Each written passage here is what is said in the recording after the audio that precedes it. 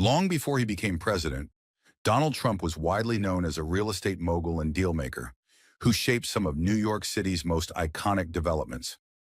He built a reputation for transforming high-risk projects into major successes, navigating complex negotiations, and leveraging his personal brand.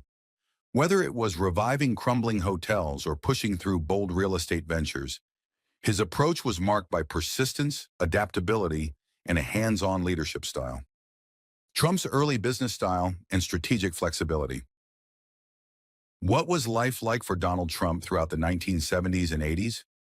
During this period, his days often began early, around 6 in the morning, with a scan of the newspapers before heading into the office. Trump's approach to work was far from traditional. He avoided rigid schedules and structured meetings, preferring a more spontaneous, flexible routine.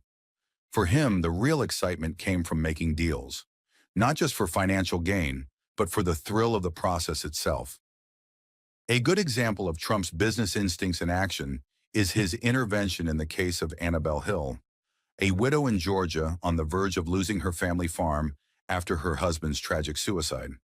Hearing about her situation, Trump immediately contacted the bank, threatening legal action and accusing them of driving her husband to despair. The bank quickly backed down, and Trump raised $40,000 to cover her debts, even pledging to cover any remaining amount himself.